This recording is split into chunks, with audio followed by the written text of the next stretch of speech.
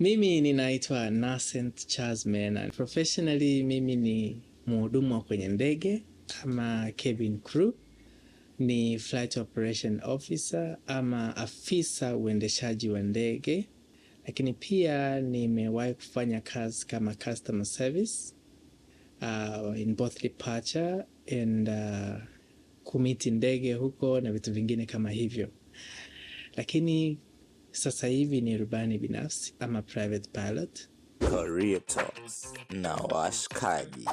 Hey guys, hope you guys doing alright. As you already heard, tuko na Captain Nascent, future Captain Nascent kama hivyo sasa hivi PPL, but the journey continues. I hope you're doing alright. I'm doing good. That's nice. Jina langu ni Carlton, niko na mwanangu naitwa Salim, and this is Career Talks na washikaji. Would appreciate if you like na kusubscribe.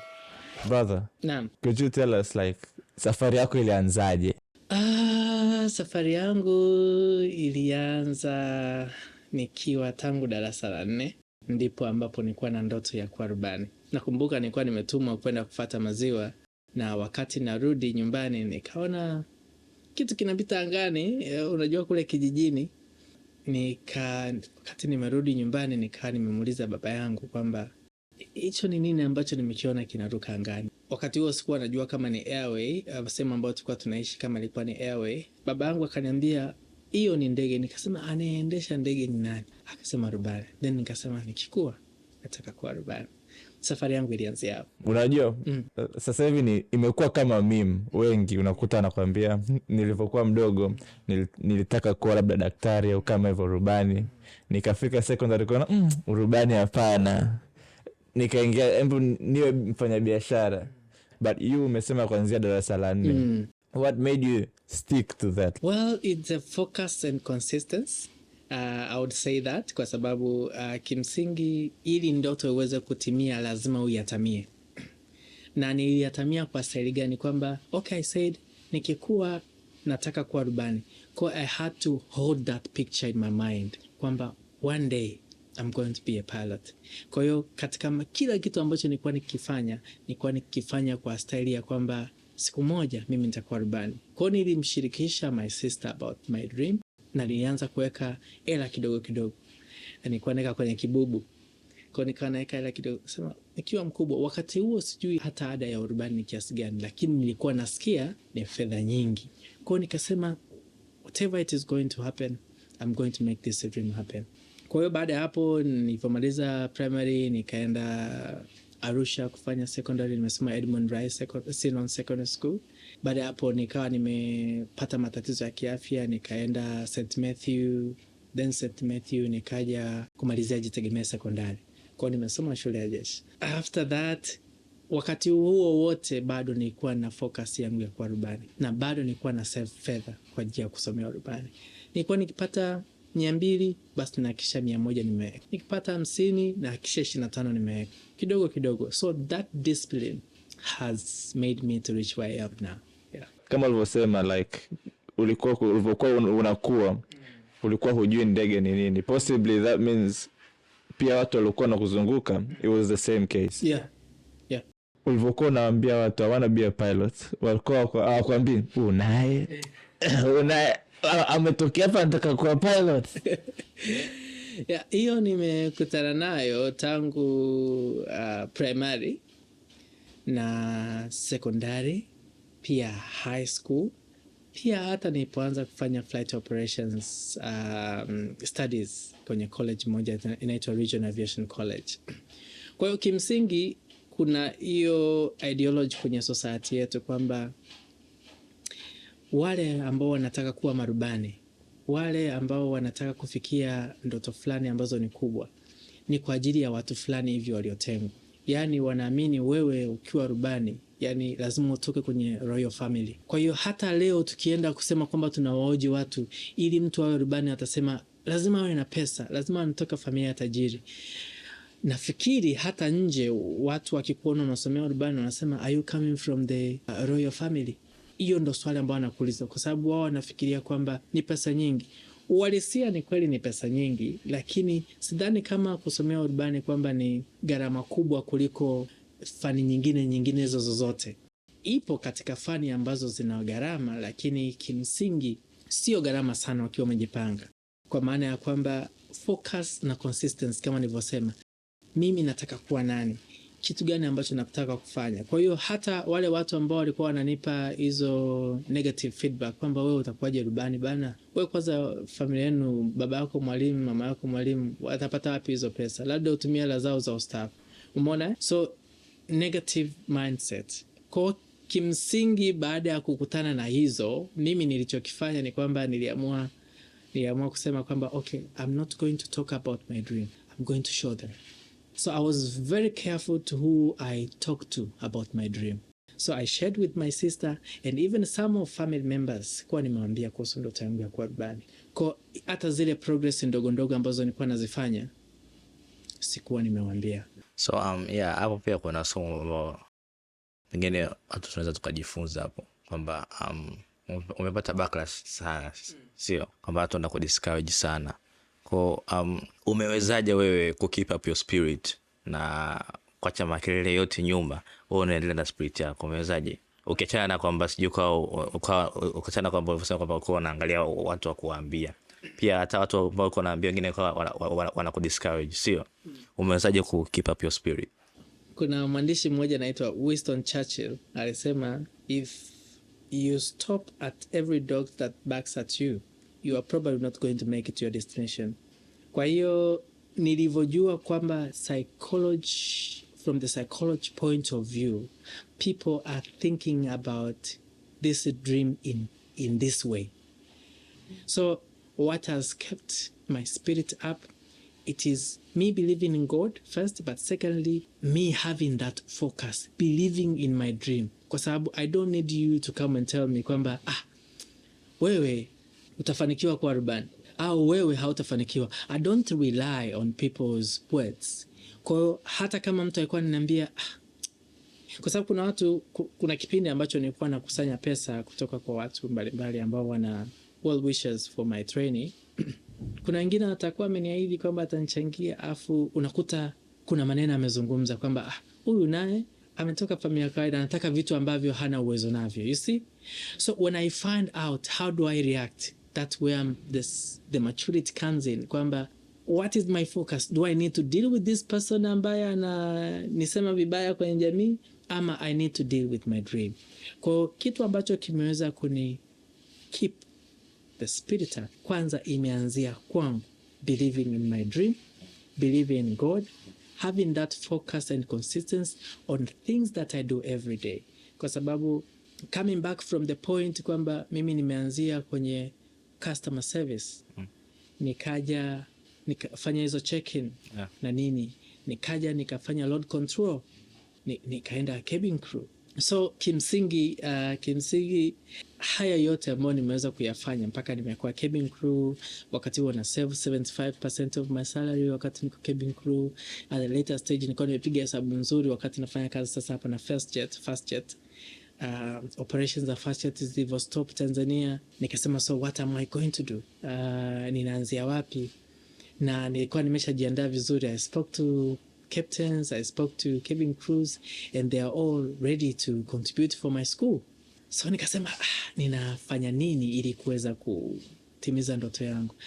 But hivyo vitu vyote ambavyo vilikuja kutokea, mazingira yote ambayo yalikuja kutokea, hayakuniondoa kwenye focus ambayo nilikuwa nayo, na that's how I've been able to keep my spirit up. Naomba tuongele more about your journey. Kama umesema you started as flight attendant, umefanya check-ins and all that. Naomba tueleze like the experience in those areas and all that. Labda nianzie kwenye chuo ambacho nilisoma, ambacho ni Regional Aviation College, kiko pale Terminal 1. Ni watu ambao wamekuwa chuo ambacho kime lift up my spirit of becoming a pilot. Pamoja na kwamba nilikwenda kwao kufanya flight operations, so nijifunza vizuri flight operations. Baada ya hapo nikawa nimemaliza, I became a best student pale chuo. Congrats. Thank you. And you know, after that nikaenda kufanya field precision air, and you know, baada ya miezi mitatu nikaamua kwenda kujifunza vitu vingine mle ndani ya airport. You know, the beauty about the dream, it is when you live your dream. Kwa mimi zile ndege kutua na kuruka kwangu ilikuwa ni furaha. It kept me moving. And I remember walikuwa wananitania wananiita Captain 1549. Kuna movie inaitwa ya Captain Sully. I like that movie. So ilikawa jina la utani, lakini pia airport sasa wakaanza kuniita captain. Wanasema maneno yanaumba Yeah. So through that, at some point it frustrated me, kwa sababu kuna siku niko airport, nimetoka, sina nauli ya kurudi nyumbani, and you know, unatoka mtu anakuambia captain. Sasa nikasema kama vile anakudhihaki. Yani, but they don't know, they believe on what they're doing, you see. Sasa nikasema people are calling me captain, alafu leo natembea kwenda nyumbani. Utafika kweli na kwenda? Yes, and you know, in my account nakumbuka vile ambavyo nilikuwa na save, kwa sababu kuna challenge nilipata wakati nimemaliza form 6. I will speak about it later, lakini nilikuwa nimepeleka, mimi ndo nijilipia hiyo flight operations. Kwa nikawa sina hela, and wakati mwingine mimi naamini watu wa airport wanafahamu kitu vizuri, hasa wale ambao tulikuwa hatuna nauli. Yale magari ya Swissport wakati mwingine unadandia, hata umevaa uniform kabisa hivi kabisa, unadandia kituo ambacho watakuwa wanakaribia kushusha, na wewe unashuka hapo hapo. Lakini wakati mwingine anakuwa hakujui, wanahisi wasikuuliza wewe unafanya kazi Swissport, naambia kumbe hauna nauli, umedandia. Kwa hiyo kusema kweli nimedandia magari ya Swissport. Wamechangia kwenye safari yako. Kwa hiyo wamechangia sana kwa safari yangu. I should give them their credit. Indirect. Kwa siku hiyo sijui ilikuwaje kwenye mambo ya kudandia. I don't know, gari nikuta imeondoka ama vipi. At the end of the day nikatembea. I remember nilitembea from the airport to Changombe ambako nilikuwa naishi. But all that time I said, machozi yalikuwa yananitoka, nikawa nasema, you know what, I'm going to make it. Sina hata shilingi by that amount kwenye account ya shule. But ninamshukuru Mungu. Baada ya pale nikaendelea kujikusanya, nikaitwa kwenye interview moja ya cabin crew na fast jet, na baada ya hapo nikaweza kufanikiwa kuwa cabin crew, na mistari yote na mambo yote ambayo tuweza kuyafanya back days, Mungu akawa amenisaidia nikaweza kusanya kiasi fulani cha fedha nikiwa fast jet kabla ya operations kuisha. Baada ya fast jet kustop kidogo ilikuwa sio rahisi lakini muda huu wote nilikuwa nauza karanga, na karanga being the main another story of my life, kwa sababu naweza nikakwambia niko hapa tu kwa sababu ya kuuza karanga. People won't believe it, but that's how it is. My story, other people wana namna yao ya kutafuta fedha, lakini my story was tied with the nuts that I was selling. Kwa hiyo kupitia karanga niliyokuwa nauza shilingi 500, watu wengi walinichangia kupitia chombo cha habari kimoja ambacho kilitoa story yangu, na kuanzia watu ambao walisikia kwa redio mpaka watu ambao waliona kwenye mitandao ya kijamii, watu walinichangia fedha as much as they could. Wakati huo nilikuwa nimefikisha karibu milioni 9 hivi. Nikishafikisha milioni 9. Kwa hiyo baada ya watu kunichangia nilisogea mpaka nikatimiza milioni kama 18. Muda huo wote nilikuwa nina mentor wangu, hapendwi kutaja jina, lakini ni mmoja wa experienced captains. Tulikuwa tumefungua account, joint account, ambao mimi siwezi withdraw bila yeye, lakini pia yeye hawezi withdraw bila mimi. Kwa hiyo tulikubaliana kwamba pesa itakayopatikana kwa namna yoyote itaenda direct kwenye account ya shule. That was our agreement. Akaniambia whether I'm in India ama niko nchi nyingine yoyote, call me ukiwa tayari kwenda shule, I'll come back and we'll pay for the school. Basi Baada ya waTanzania ambao waliweza kunichangia, nikawa nimekusanya kiasi fulani, Mungu akawa mwaminifu kwa kweli, nisiwe muongo.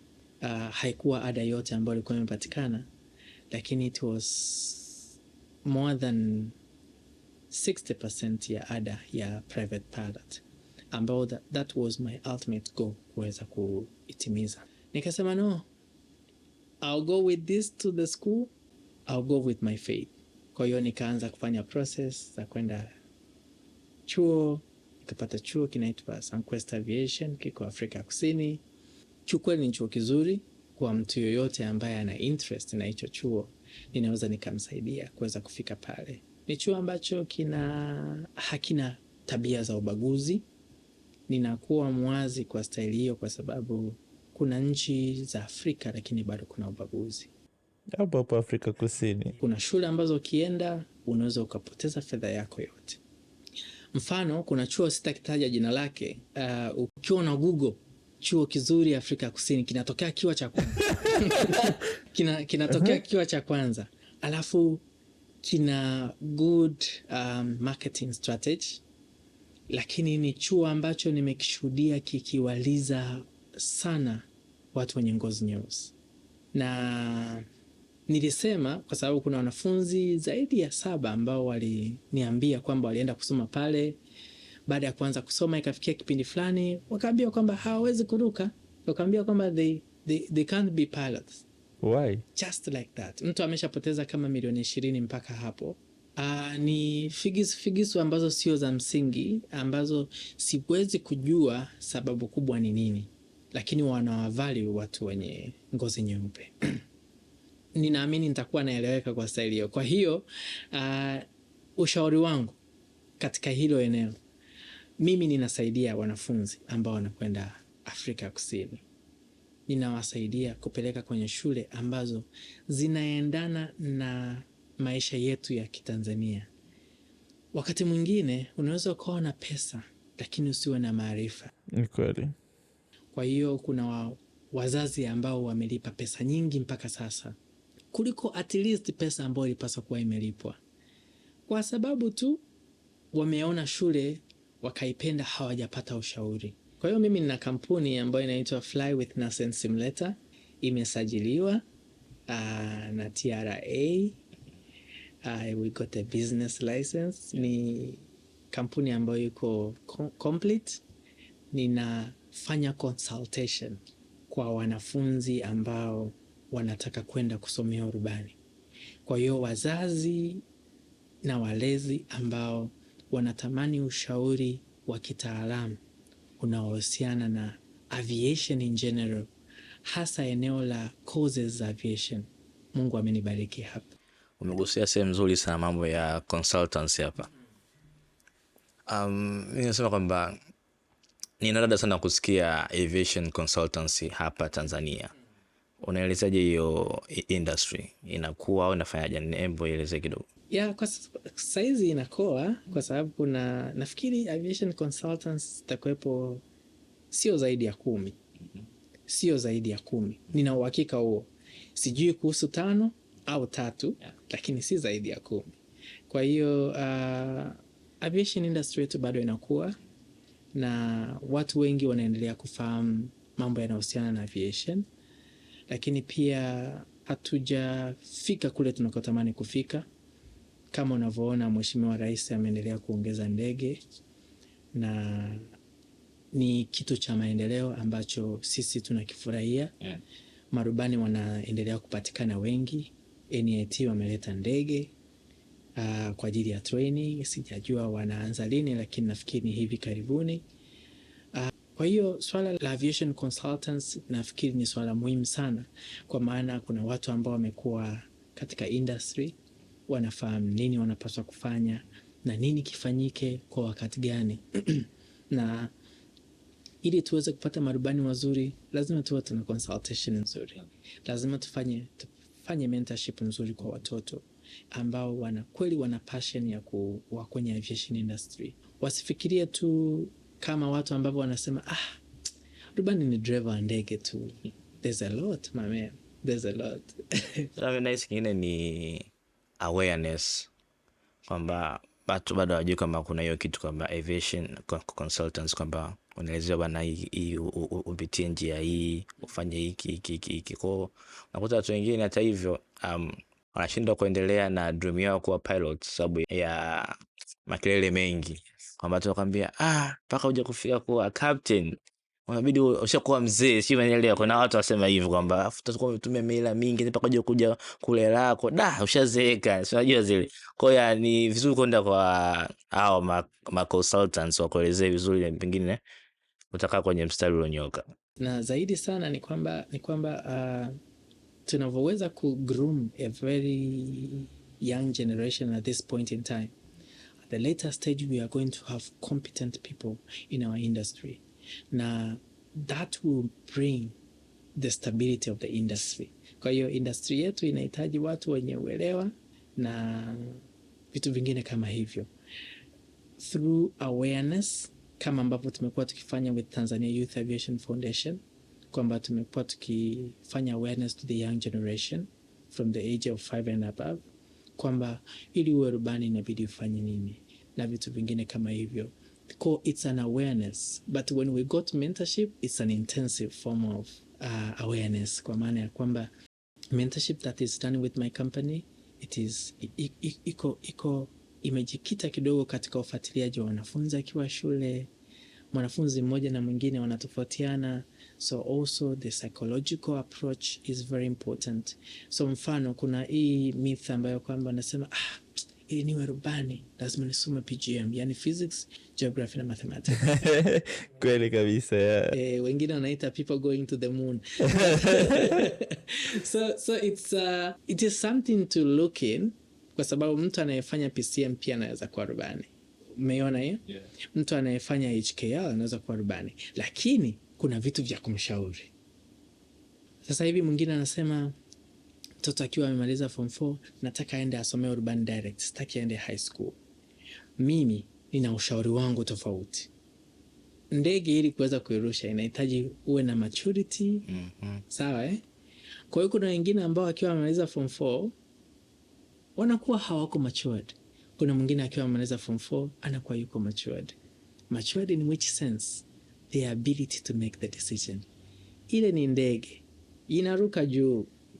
It involves a lot of decisions. Kama mtu bado ana utoto, anaweza kufanya kitu cha kijinga tu, afu ikamweka chini.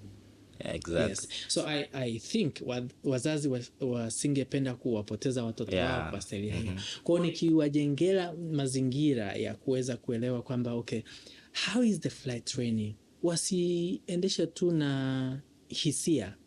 Waelewe, kwa sababu I am pretty sure a lot of parents, they take their student to the pilot training and yet they don't have enough knowledge about how is training going to be. Utasikia mtoto anamwambia weather ni mbaya sana, sijaruka miezi miwili. Umeona Yeah. Mtu anaanza kuchisa weather, mbona jua kali sasa hivi? Hizi ndio inabidi iwe vizuri. Kwa hiyo uelewa nafikiri ni kitu muhimu sana kwa mzazi mwenyewe ambaye anampeleka mtoto training. What I do with the consultation ni kwamba I explain in details kwamba training inakuwa hivi. Mzazi anategemea nini? Ategemea hiki na hiki. Atasikia hivi mwaka wa kwanza mnalipa shilingi ngapi? Hatuendi hivyo. Sisi tuko tofauti. You see?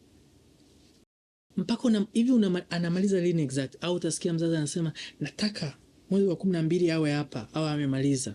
Training yetu haiendi hivyo. Wakati mwingine instructor yupo, mwanafunzi yuko vizuri, yupo, ndege ipo, and you all can't fly. How? I will explain in the consultation. So from my understanding, naomba nikuulize swali moja hapo. From my understanding, ingawa utatoa a little tip from your consultation company kwamba ushauri wako wewe wa mtoto akimaliza form 4 kwenda flight school. High school haina umuhimu. Umuhimu inakuja kwenye level of maturity alionayo yule mwanafunzi. Yes, high school inaweza ikae na muhimu, inaweza ikae na umuhimu.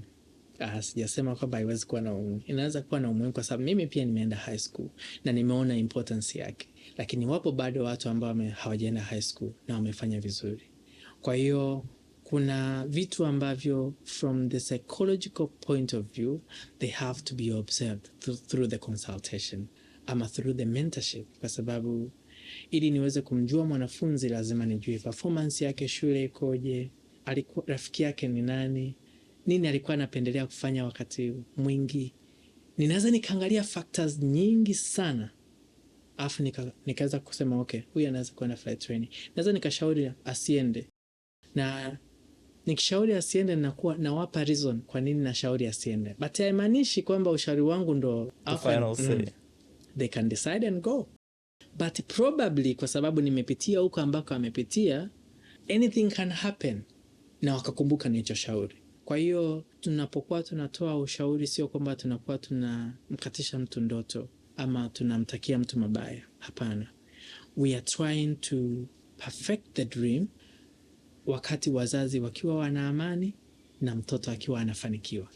Hatutaki ile situation ambayo mzazi amempeleka shule alafu unasikia kitu fulani kimetokea shule, au mtoto amefanya hivi ama ameenda club. Kwa sababu kumbuka, anavyozungumzia maturity sio kwenye ndege tu, anaenda nchi za watu, culture yao ikoje, yeye anaishije na watu, yuko anaishi peke yake, pengine ni kwa mara ya kwanza, asija kasikia mtoto anaenda club analala huko, kwa sababu ya ule uhuru ambao yuko na.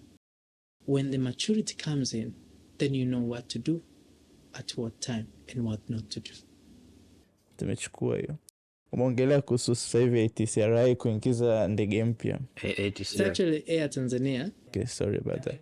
But anyways, my main question was CAG miaka kadhaa ponahisi mpaka sasa hivi anasema kwamba shirika linaendesha kwa hasara. Probably obviously watu wanalalamika kodi zetu zinatumika hivyo. What do you have to say kwenye sekta hiyo hapo?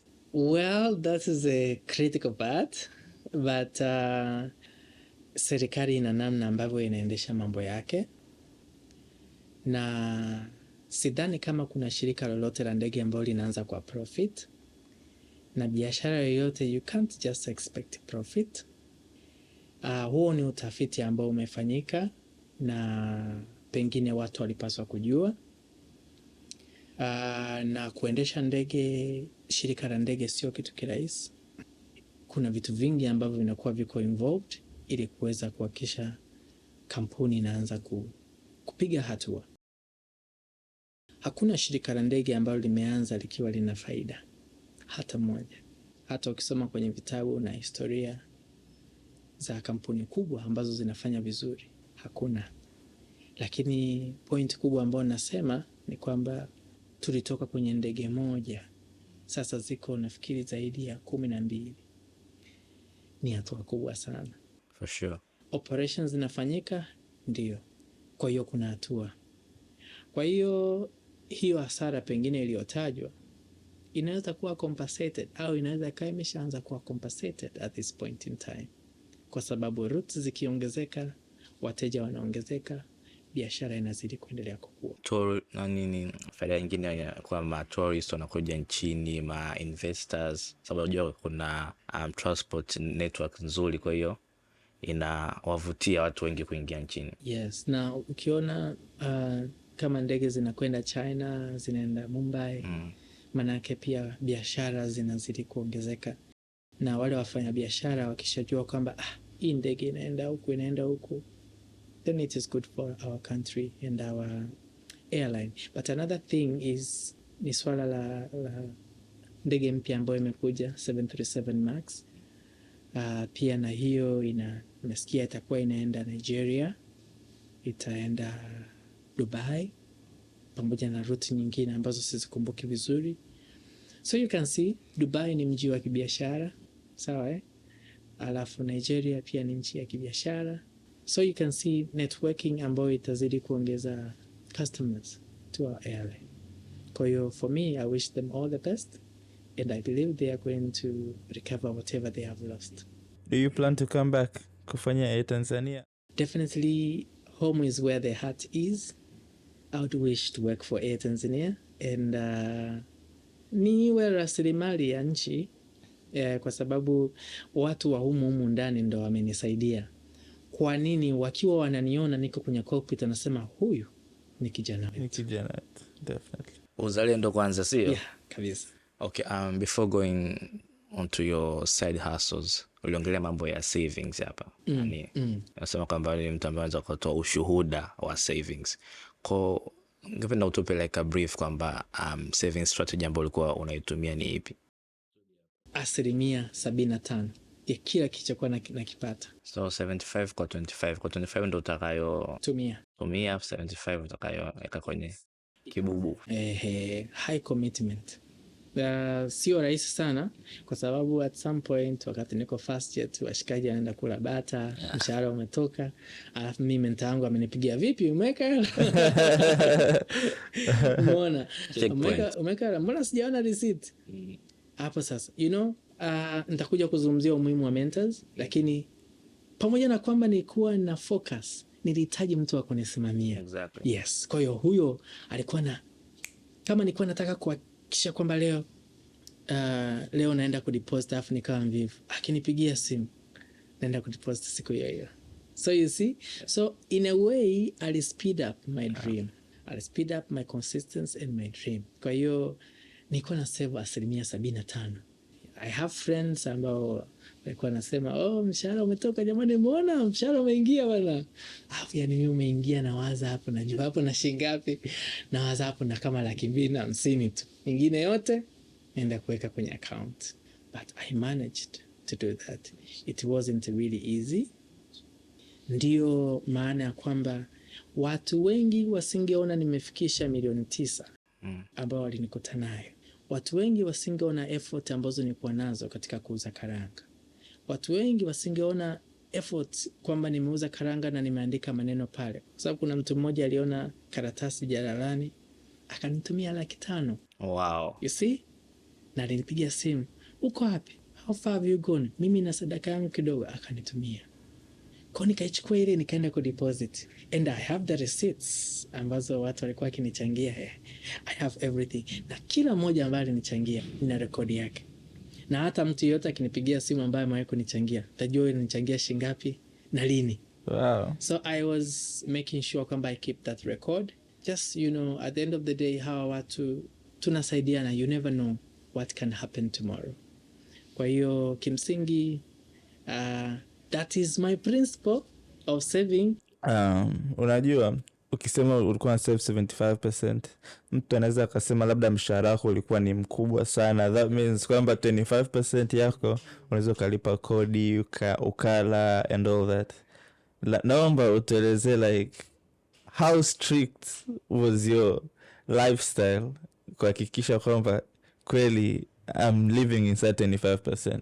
Okay, siwezi nikasema mshahara wangu ulikuwa mkubwa sana. It was okay. It was enough for me to weza kusonga mbele. Kwa sababu that lifestyle nilikuwa nayo hata kabla sijaanza kupata mshahara. So you get it. Kama siwezi kusave shilingi 25 kutoka kwenye 100, basi uwe na uhakika nikipata laki siwezi kusave 25,000. Kweli. Yeah. So the discipline starts from the small thing that you have. So so how was that? Ni kwamba nilikuwa sijapanga, nilikuwa naishi kwa kaka yangu, and I decided that kwa sababu yeye aliniambia, okay, una mambo yako ya shule sasa, uingie kwanza kulipa kodi and all that. So I was saving. So I was just giving some few contributions for the groceries and everything. But nika nakumbuka, okay, nikienda kazini wananipa chakula, wananipa maji, wanakuja kunichukua na gari. Kwa unakuta at the end of the day I don't use that money kwenda shule, kwenda kazini. Kwa nakuta labda ile 250,000, nakuta mpaka mwisho wa mwezi nimebakiwa na 100,000, nimetumia 150,000. Sio mtu wa kwenda out sana. Nili restrict kwenda out. Kwa hiyo kama nitatoka labda once in a month or once in 2 months. So the discipline matters a lot. Okay, yeah, uliongelea kwamba umeuza karanga na karanga zimekufikisha mbali sana. Ningependa kujua the other side hustles ambazo ulikuwa umezipiga mpaka ulipofikia hapo. Watu hawataamini. Lakini side hustle nyingine ilikuwa ni forex trading. To be honest, at this generation kila mtu ataamini. Let's talk about forex, nimekuwa nikifanya kimya kimya, hata baadhi ya family members waje. Before nilikuwa napoteza hela, but you know, when you have the passion about something, hautarudi nyuma. Kwa nilianza kusoma vitabu vya forex, nikaanza kuangalia market zinakuaje, tabia ya pesa ikoje, ninawezaje kumake at least hela ya kunipa nauli. Kwa nilianza hivyo taratibu. Japo nilikuwa na washikaji wako Mbeya, wako vizuri. Kwa tutakuwa tunapeana signal and all that. Sijachika nini. Anafurahi. Na nilikuwa si trade currency, nilikuwa nafanya binary trading. Kidogo binary trading is very risk. But unapata hela haraka na unapoteza hela haraka. So you have to be very careful of what kind of trading are you doing. So what made you stop trading? I haven't stopped. I haven't stopped. And now I trade for fun. As in unafanya zile demo? Ukijisikia tu leo nitafute trade haraka. You know the good thing about trading ni kwamba sio tatizo la watu wanakuwa na mihemko na pesa. Okay. Trading inahitaji discipline pia. Kati ya sehemu ambayo inahitaji discipline ni trading. Unaweza ukaingia leo market ikawa nzuri, ukapata $300. Akili zetu zinawaza kwamba kesho utapata 300 tena. Kumbe you're going to lose it all. Kweli. Yeah. It once happened to me. Trade nikapata kama $400. Nikasema hapa nikipata $800 itakuwa. Kwa nikawa naingia kwenye trading, alafu nina press trades ambazo sijazifanyia analysis. Kwa hiyo nikakuta napoteza pesa yote, lakini katika kukosea tunajifunza. So ninasema for fun kwa sababu siamki asubuhi nikaanza kustress kwamba I have to do trading. But when I see the market is fine, nasema when it goes here, I'll just try to find some money for this. Okay. Na naamini watu wengi ambao wako full time trading watakuwa wanaelewa ninachokisema kwamba wao wa full time wanakuwa wame-select different parts of trading. That is one of my side hustle. Mpaka nipoenda training ya urubani. Nilikuwa niko free, najua sina flights for 3 days. Unaingia kwenye? Naingia nafanya trading. Ama nimeenda shule nimekuta labda weather sio nzuri. You can try and check if the things is good. Napata hela ya nauli. Wakati mwingine unapata hela ya vitu vingine vidogo ambavyo ni other side hustles. Nilikuwa nikiuza flight simulator, easy yoke system za kutumia kwenye laptop na big screens. Okay. Ambazo nimeanza muda mrefu kidogo, nimekuwa nikizuuza nikiwa Afrika ya Kusini na sasa hivi ninaziimport kuzileta hapa. Okay. Ziuza under my company. Kwa hizo zinakuwa ni kwa professions au hata watoto wanaweza wakazitumia? Kuanzia mtoto mdogo mpaka mtu mzima anaweza kuzitumia. Na nilikuja kugundua kwamba others they like to fly for fun, others they fly in a professional way.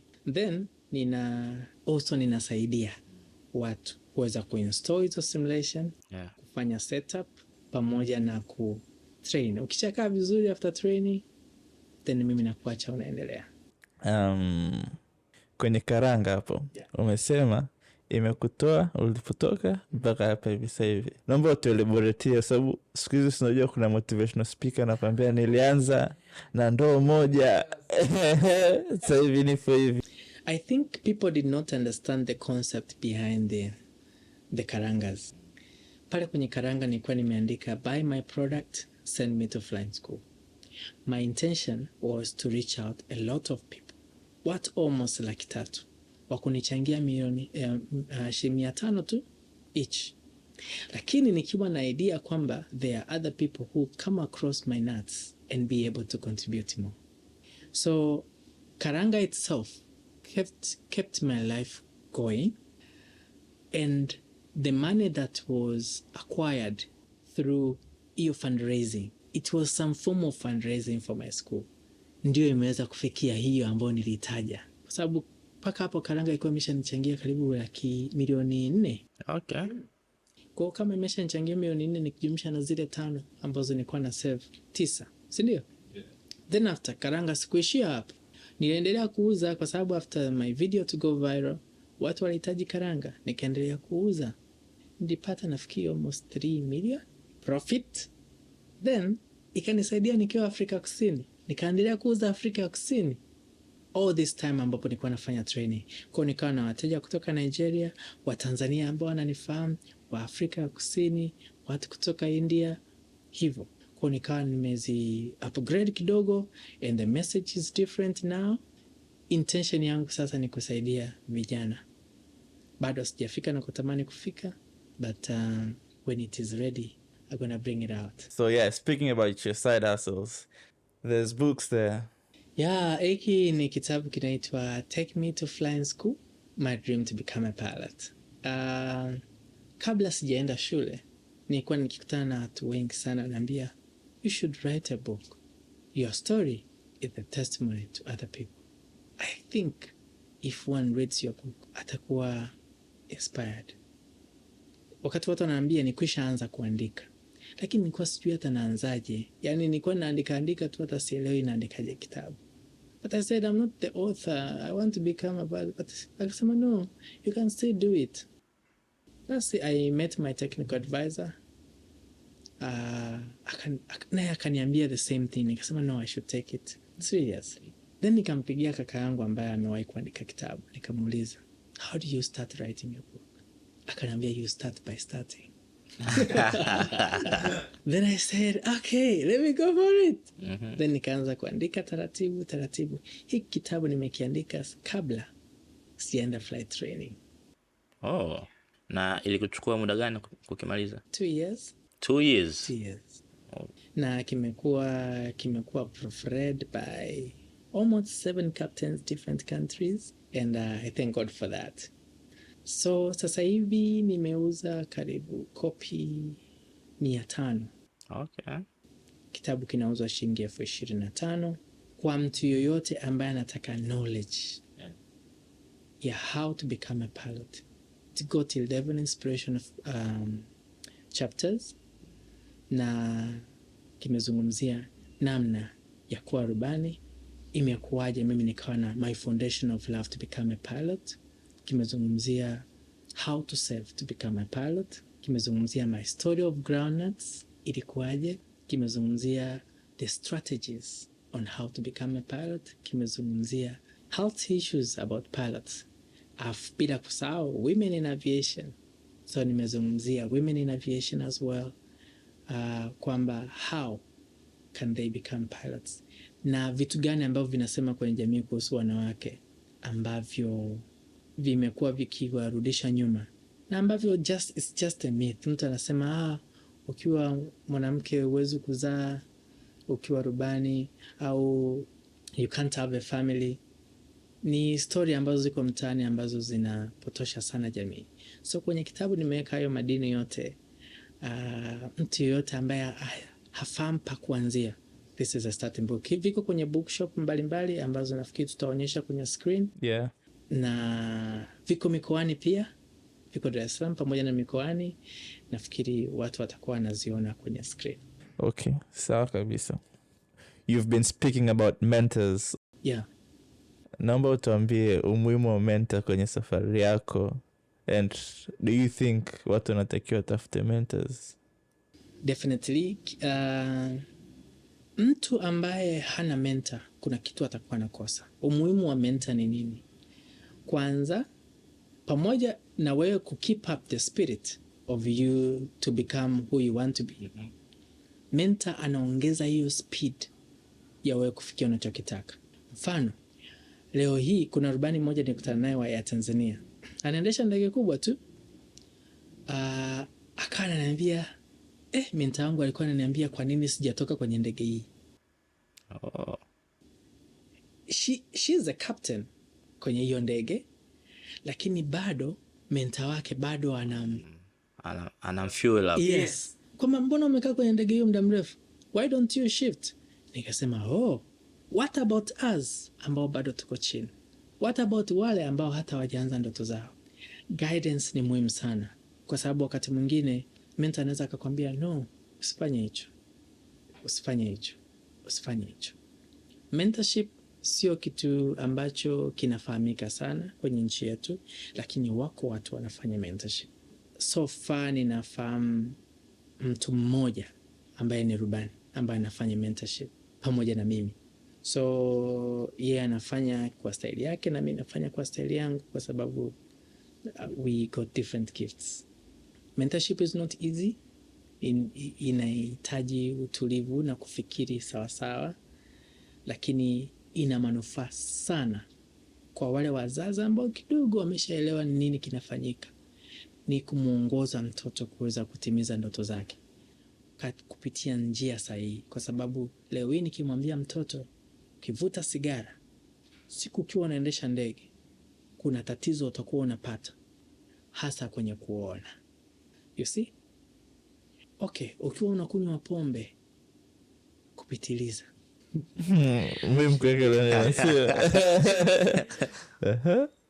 kitatokea hiki na hiki. Sawa? Ukianza kuwa na wanawake wengi, ukaanza kurukaruka, effect yake HIV ina effect. Umenielewa eh? Would appreciate ukilike na kusubscribe. So yeah, nikikuuliza what are the challenges you faced to reach where you are right now, ni zipi? There's a lot of challenges, but to cut a long story short, kwanza my Form 6 results, nipata Division 0. And yeah, so one thing people should know ni kwamba unaweza ukawa intelligent alafu ukawa feli. Ni matokeo kidogo ambayo yalitushtua nikiwemo mimi mwenyewe binafsi, ambayo kimsingi nilihisi ndoto zangu zimeishia hapo. Intention yangu ilikuwa ni at least kupata Division 1 ama 2, ili kuhakikisha kwamba napata at least scholarship ya urubani ambayo ilikuwa iko tayari. Lakini kutokana na kilichotokea, kuna mambo mengi ambayo nisingependa kuyataja yaliyosababishwa matokeo yetu kama darasa zima kuwa mabaya. Kwa hiyo muathirika sikuwa mimi peke yangu, tulikuwa tuko wengi. Ilileta taharuki kwenye shule ambayo nilikuwa nasoma, lakini ilinilazimu kukaa nyumbani karibu miaka 2 kwanza kabla sijaamua kwenda my next move. Wow. I was very confused. That's when I took the route to go to Regional Aviation College to start my journey again. Challenge nyingine ni baada ya mimi kuwa shule, kuna challenge nyingi zimewahi kutokea. Hali ya hewa ilikuwa ni challenge moja yangu kubwa sana wakati wa training yangu. Sana. Tutajiuliza hali ya hewa inakuwaje. Wakati unaruka, sisi unakuwa unaruka kwa kutazama na kwa kutumia ramani. Kwa hiyo kama uko juu ya mawingu hauwezi kuona. Kwa hiyo sisi tulikuwa tuna limitation kutokana na aina ya training ambayo tunaifanya. Kwa hiyo na Afrika Kusini iko juu sana. Kwa hiyo ukiruka tu kidogo unaweza kujikuta umeingia mawinguni. Kwa hiyo unakuta labda wingu limeshuka sana, hali ya hewa imeshabadilika. Kwa hiyo kuna vitu vingi kusema kweli. Lakini ninamshukuru Mungu ilishapita. Challenge nyingine wakati wa vita ya Ukraine pamoja na Russia, mafuta yalipanda bei. Kwa hiyo yalipopanda bei, kwa gharama kwa lisaa zikaongezeka. Kwa hiyo ikaenda nje ya budget ya pesa ambayo ilikuwa nimeipanga. Kwa hiyo nikaa nyumbani karibu miezi 4. Na mtu ambaye alikuwa, watu ambao walikuwa wakinisupport walianza actually my family, kulikuwa kuna mgonjwa kwenye familia yetu, kwa hiyo nguvu yote ikahamishiwa huko. Kwa hiyo kidogo nikimfikiria mgonjwa nikajifikiria na mimi nipo siruki, ndege zinaruka, wenzangu wanaruka, sio kitu kirahisi. Kwa hiyo namshukuru Mungu niweza kupita hicho kipindi. Baadaye kuna kazi kidogo nilifanya pale shuleni, nikawa nimepata pesa kidogo, nikaanza kuruka, but kuna baadhi ya watu wengine pia walinisaidia. Baadaye familia ikaongeza kidogo, basi nikafanikiwa kumaliza. Unaweza kusema kwenye challenges zote ulizopitia ilikuwa affect in any way kwenye mental health yako? Not really. Maybe subconsciously, kwa sababu nilipungua sana. Ila nilikuwa nakula sana. So you see, so maybe subconsciously, kwa sababu one of my therapy, it is, nikiona nimekaa nyumbani nimekuwa a bit stressed, I go to school. Kienda shule nakaa pale naangalia ndege zinazoruka na kushuka. That is my therapy. Naambiaga vijana wangu ambao nafanyaga mentorship kwamba you are the one responsible for your dream, not your parents. Don't forget that. They can support you if they want to, kwa sababu wanakupenda, ila sio jukumu lao kuhakikisha unatimiza ndoto zako. Kwa kwenye kile kipindi cha miaka miwili baada ya form 6 kaka home miaka miwili, kwa nini ambacho kilikudrive kurudi tena kwenye ambitions zako? Kwanza nilipata muda wa kuwa na utulivu, na siku moja nikasema, lakini mimi sina ndoto ya kuwa rubani. But naenda wapi na zero yangu hii? Unapata wapi scholarship unaambiwa umepata zero? Nakumbuka kuna siku moja nilikuwa najaribu kuangalia scholarship, mtu akaniambia, "Sasa umepata zero na unapataje scholarship?" You see, it's degrading. Yeah. Lakini nikasema, you know what? Niende airport. Nikaanza kwenda airport. Sikuwa na issue, nilikuwa naenda airport tu kwenda kutembea.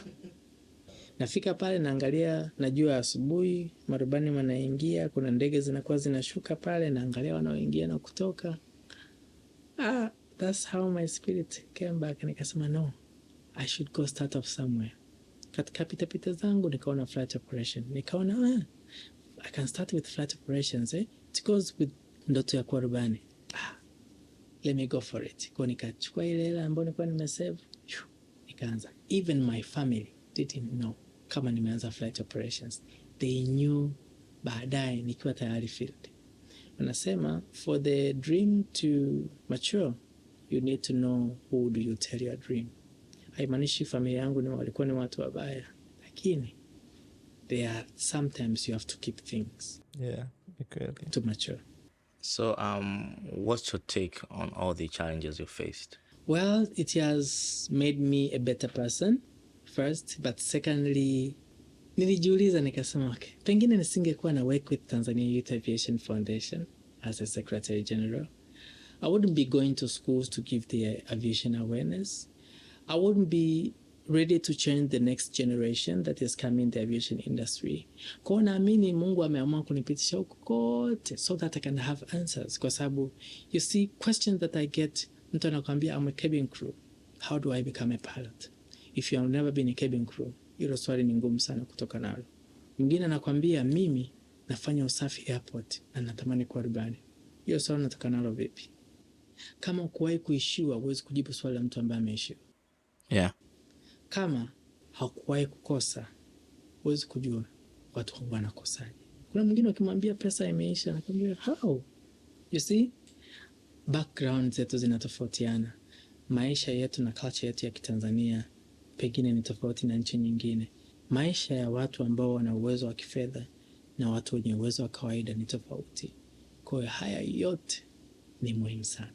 Kwa hiyo that has made me a better person, but it has made me a humble person. Kwa sababu next time mtoto akiniita kama natoka airport, I want to ask you some few questions. I give her time. I give him time. Ninakumbuka kwamba kuna mtu ambaye nimewahi kumuita akakataa. So sijibu ubaya kwa ubaya. Huyu mtoto najua inavyouma kwamba ukiwa umemtaka kuzungumza na mtu alafu rubani alafu akakupusha away. I know how it feels. So I don't want that in the generation. Pengine if I had not passed through what I passed through, I wouldn't be here. Definitely, yeah. So Captain Narscent, so what's in your bucket list right now?